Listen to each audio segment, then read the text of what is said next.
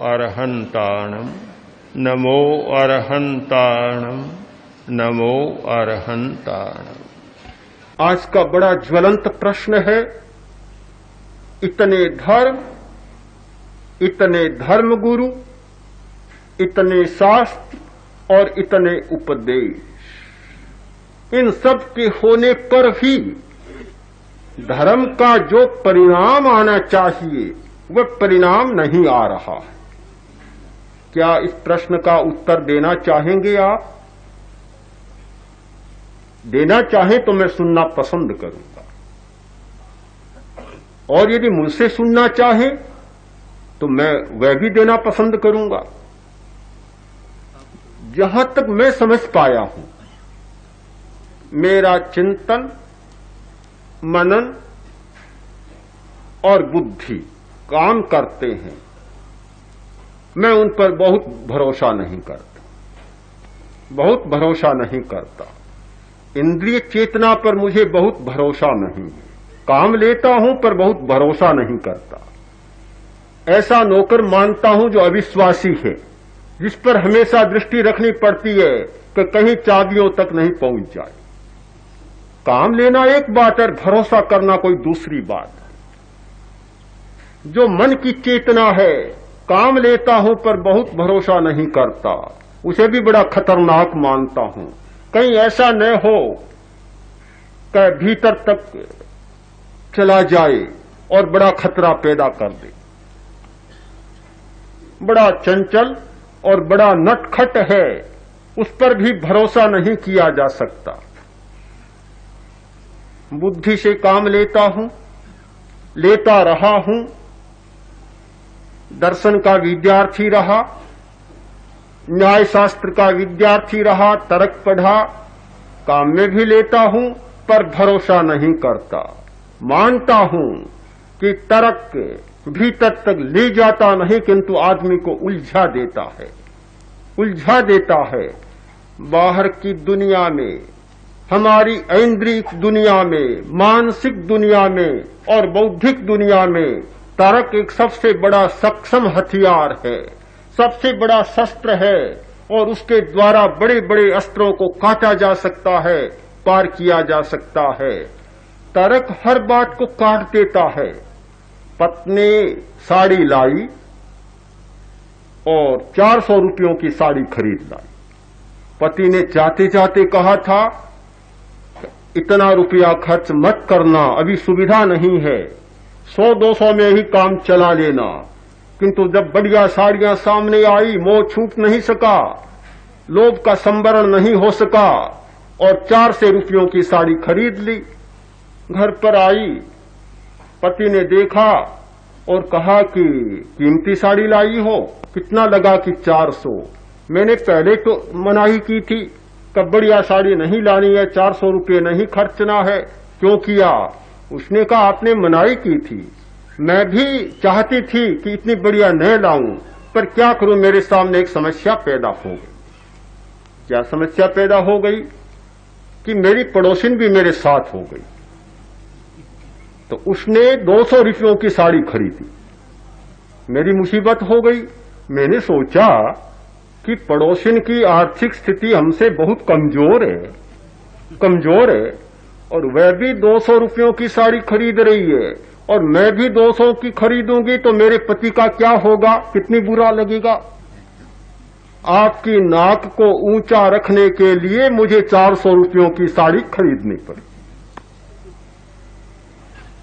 आप जानते हैं, बुद्धि और तर्क इतने खिलाड़ी होते हैं और इतना खेल खेलना जानते हैं कि दुनिया में कोई भी खिलाड़ी इतना होशियार नहीं होता जितना खिलाड़ीपन का काम हमारी बुद्धि करती है और जितना खेल रचाने में, खेलने में यह कुशल होती है।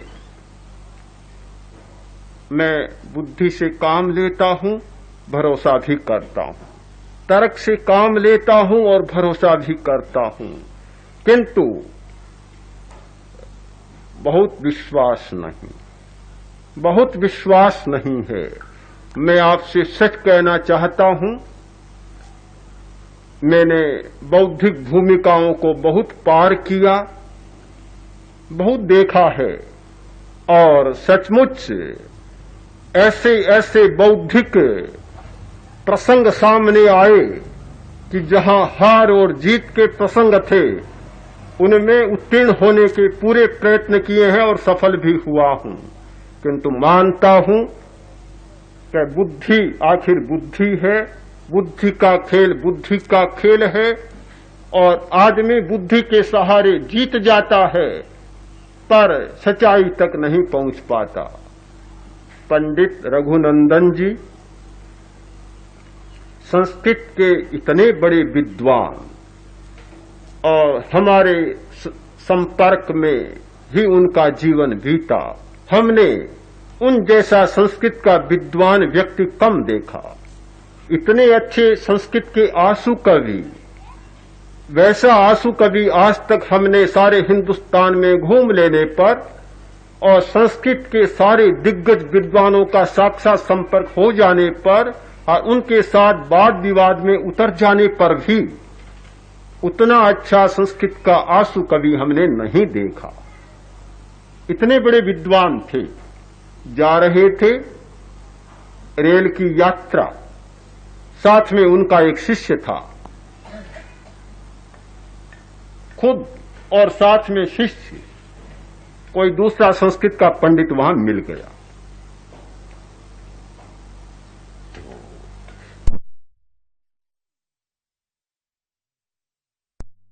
तिथि का श्रीमदानाम किम नामधेयम, गलत को भी सिद्ध कर दिया। यह तर्क और बुद्धि पता नहीं कब सत्य को असत्य ठहरा दे, असत्य को सत्य ठहरा दे। मैं उसमें बहुत विश्वास नहीं करता। मैंने भी न जाने कितनी बार ऐसा किया है जब बोलता था और मेरा खास रहता, मैं मुझ में कोई गलती नहीं निकाल सकता, कभी नहीं निकाल सकता। और जब कोई गलती निकालने का प्रयत्न करता, निकालता, तो मैं उसे तत्काल सिद्ध कर देता, नहीं बिल्कुल सही है, कैसे कह रहे हो गलत। हाँ, न जाने कितनी बार ऐसा हुआ है। मैं अब इस लंबी चर्चा में नहीं जाना चाहता, किंतु मैं आपसे ये कहना चाहता हूं कि इंद्रिय चेतना, मनस चेतना और बौद्धिक चेतना की भूमिका में काफी खेल खेल लेने के बाद इस निष्कर्ष पर मैं पहुंचा कि यदि सच्चाई तक पहुंचना है, धर्म तक पहुंचना है, आंतरिक संपदा तक पहुंचना है, तो इन सब भूमिकाओं से परे जाकर और ऊपर की मंजिल पर चढ़ना होगा।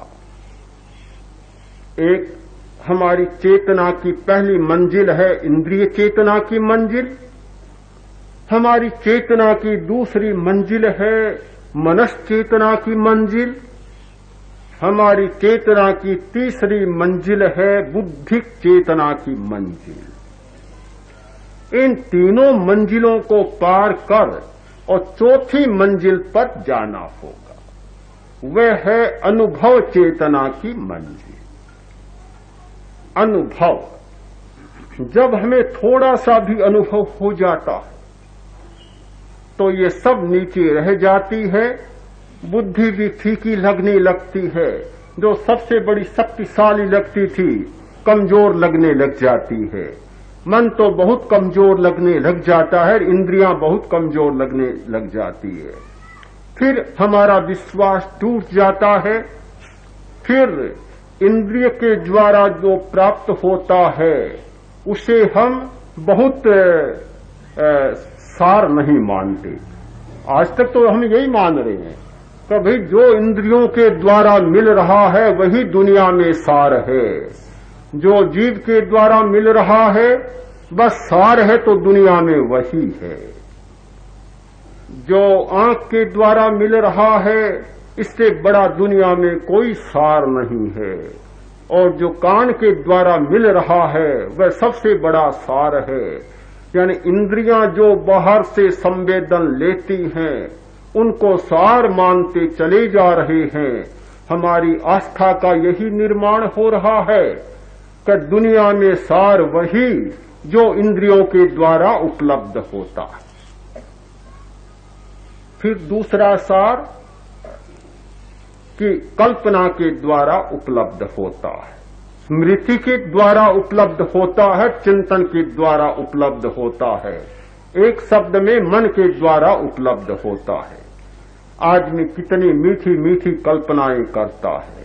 इंद्रियों का काम है कच्चा माल सप्लाई करना और मन का काम है कि जो रॉ मटेरियल मिला है उसे पक्का माल बनाना। जब वह पक्का माल सामने आता है बनकर बड़ा अच्छा लगता है।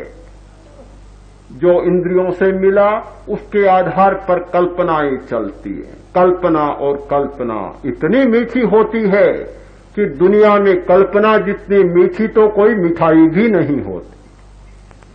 चीनी में भी उतना मिठास नहीं है जितना कल्पना में मिठास है। कल्पना में मिठास है, इतना ज्यादा मिठास होता है कल्पना में कि आदमी सब कुछ भूल जाता है, सचमुच भूल जाता है। स्मृति में कितना मिठास होता है। जब आदमी स्मृतियों में खोता है, यादों में खोता है तो बहुत मीठापन लगता है और चिंतन में भी बड़ी मिठास होती है।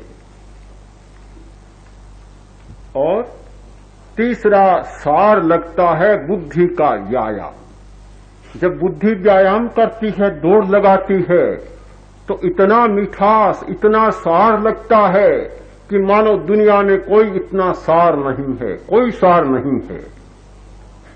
एक आदमी नोवेल पढ़ने बैठता है और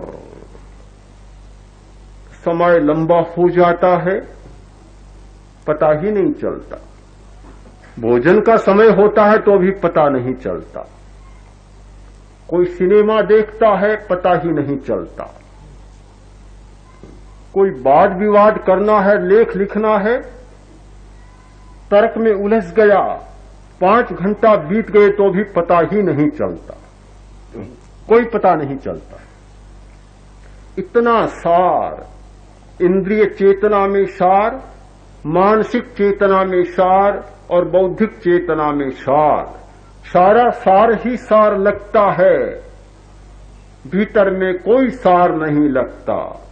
किंतु जब आदमी इन भूमिकाओं को पार कर और ऊपर की मंजिल पर चला जाता है, निसर्गात अधिगमाद्वा, चाहे कोई अनायास घटना घटित हो जाए, निसर्ग से ऐसी घटना घटित हो जाए, अनायास कोई ऐसा सम्यक दर्शन हो जाए, और चाहे अधिगमाद्वा, चाहे किसी ज्ञान के द्वारा हो जाए, किसी की बात सुनकर हो जाए, और इन भूमिकाओं को पार कर थोड़ा सा ऊपर चला जाए और अनुभव का लेस भी जाग जाए, तो उसे पता लगता है, अरे यह बुद्धि का खेल सारा फीका है, कोई सार नहीं, कोई सार नहीं है। यह मन का खेल सारा फीका फीका है, उसमें कोई स्वाद नहीं है, कोई सार नहीं है। और उसे लगता है कि इंद्रियों के द्वारा उपलब्ध होने वाले विषयों में कोई सार नहीं है। किंतु सार नहीं है, ये बात कहने का अधिकार हमें कब प्राप्त होता है? जब हम अनुभव की मंजिल पर चढ़ जाते हैं।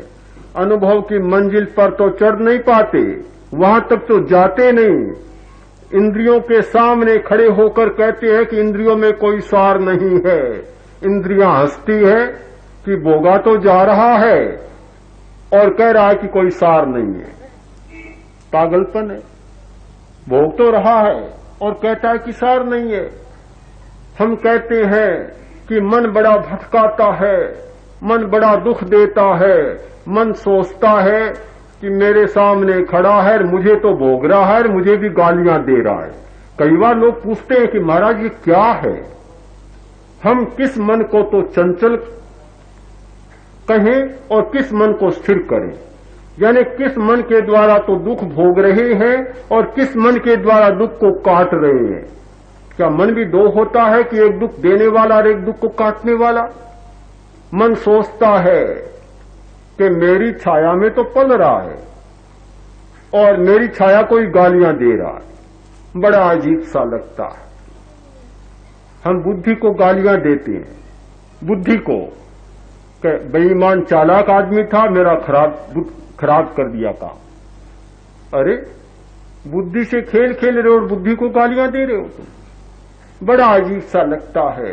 मैं समझता हूं जब तक आदमी इंद्रिय चेतना, मन की चेतना और बुद्धि की चेतना में जीता है, तब तक उसे इंद्रिय, मन और बुद्धि को कोसने का कोई अधिकार प्राप्त नहीं होता और उनकी सीमा में कोई सार नहीं है।